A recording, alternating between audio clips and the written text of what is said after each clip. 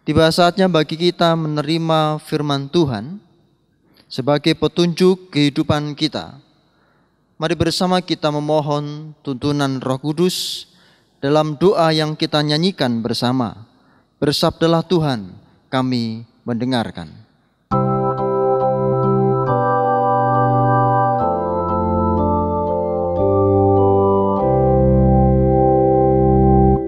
Bersabdalah Tuhan, kami mendengarkan. Bersabdalah Tuhan, kami mendengarkan.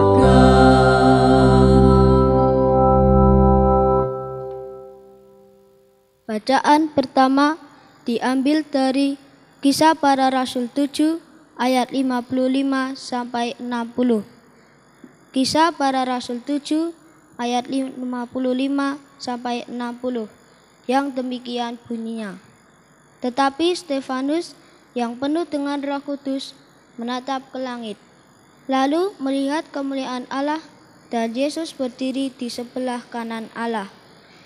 Lalu katanya, "Sungguh, aku melihat langit terbuka dan Anak Manusia berdiri di sebelah kanan Allah." Maka berteriak-teriaklah mereka dan sambil menutup telinga serentak menyerbu dia. Mereka menyeret dia keluar kota, lalu melemparinya. Dan saksi-saksi meletakkan jubah mereka di depan kaki seorang muda yang bernama Saulus. Sedang mereka melemparinya, Stefanus berdoa. Katanya, "Ya Tuhan Yesus, terimalah rohku." Sambil berlutut, ia berseru dengan suara nyaring, "Tuhan, janganlah tanggungkan dosa ini kepada mereka." Dan dengan perkataan itu meninggallah ia. Demikianlah sabda Tuhan. Syukur kepada Allah.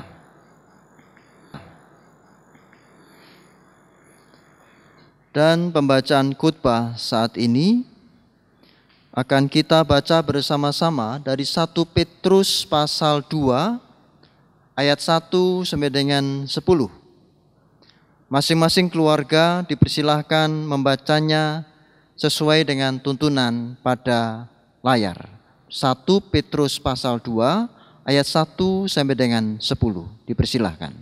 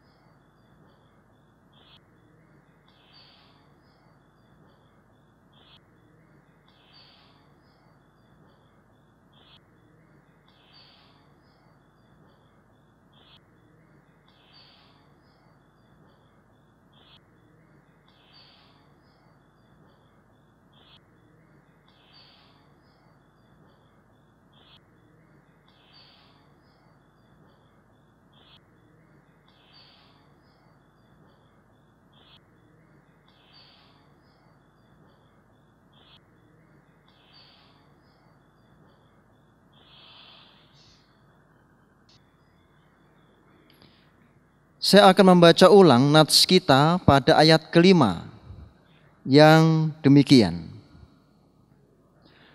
Dan biarlah kamu juga dipergunakan sebagai batu hidup untuk pembangunan suatu rumah rohani bagi suatu imamat kudus, untuk mempersembahkan persembahan rohani yang karena Yesus Kristus berkenan kepada Allah. Amin. Demikianlah firman Tuhan. Berbahagia setiap orang yang mendengarkan firman-Nya, menaruhnya dalam hatinya dan melakukannya. Haleluya.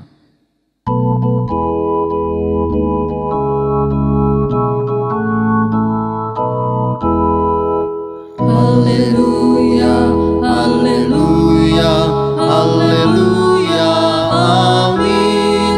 Haleluya, haleluya, haleluya, amin.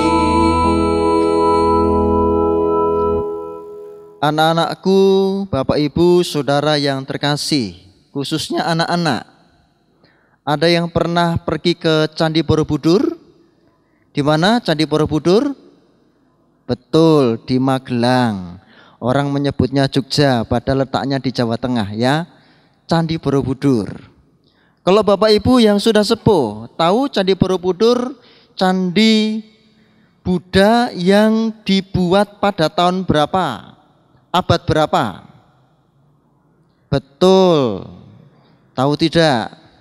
Abad ke-8. Yaitu pada masa pemerintahan dinasti Sailendra.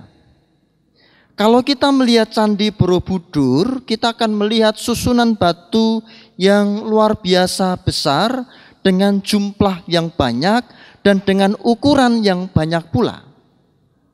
Sebuah bangunan, saudara, membutuhkan batu berbagai ukuran. Ada yang besar, ada yang kecil. Dan biasanya yang besar diletakkan di bawah karena ia yang terkuat dan kokoh. Bangunan Candi Borobudur tetap kokoh dan kuat sepanjang zaman.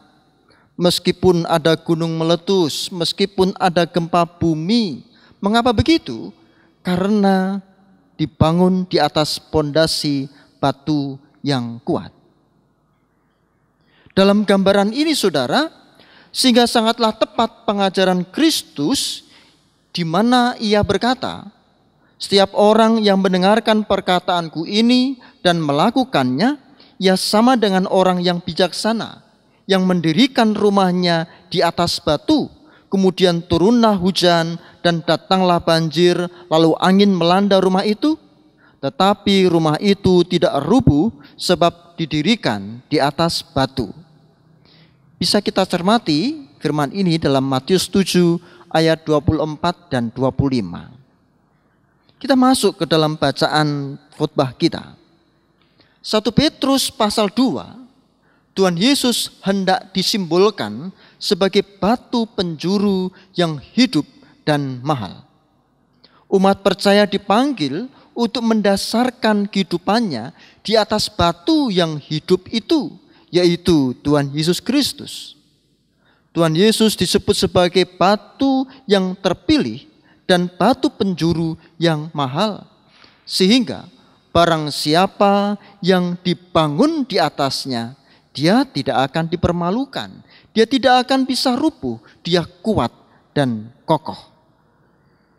Dibangun di atas Kristus.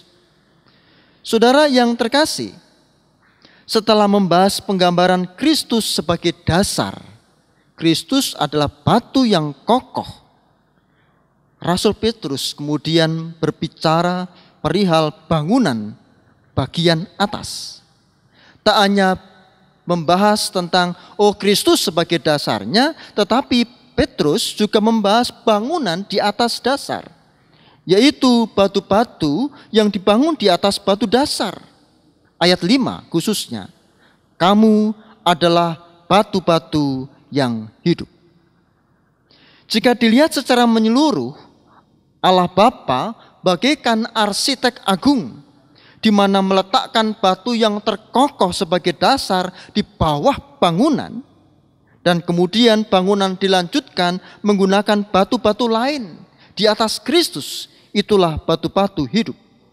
Bangunan ini bukanlah bangunan fisik, saudara, melainkan bangunan rohani.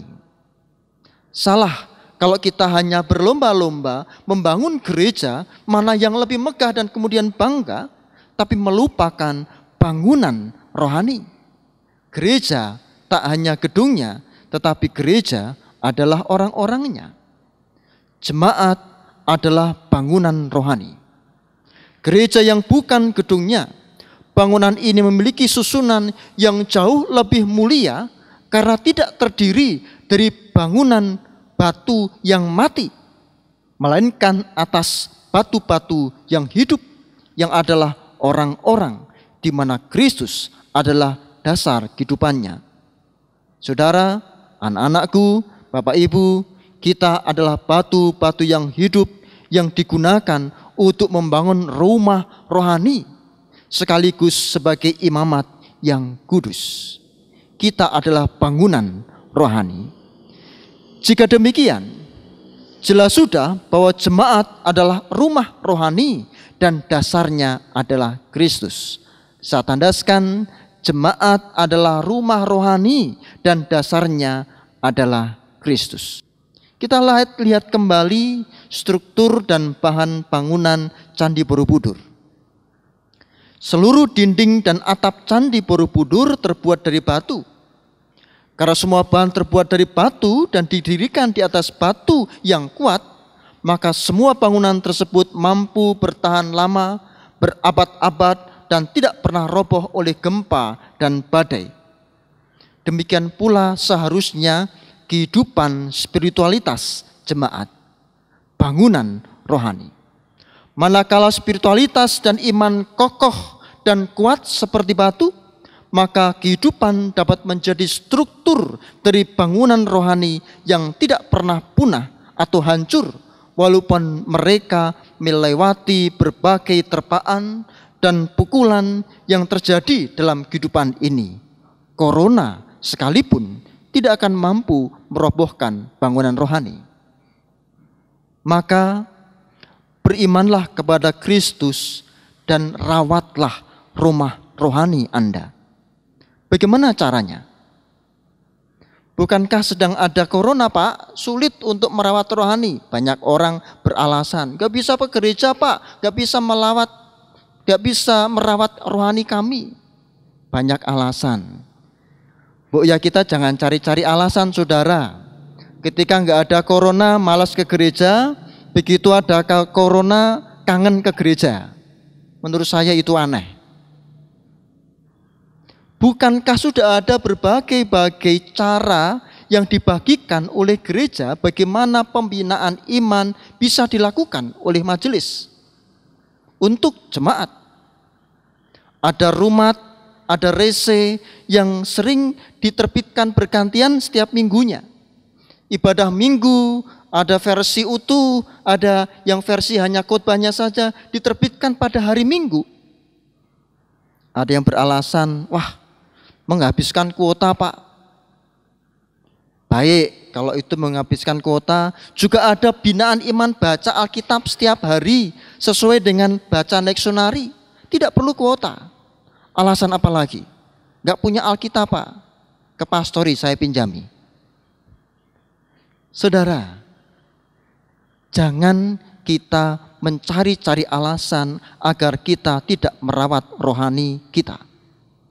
Bagaimanapun juga, meskipun kita menjadi miskin, meskipun kita menjadi seolah-olah tidak berdaya karena corona, tetap saja kita harus merawat rumah rohani kita.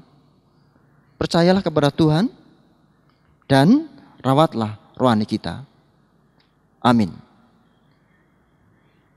Saat hening bagi kita semua.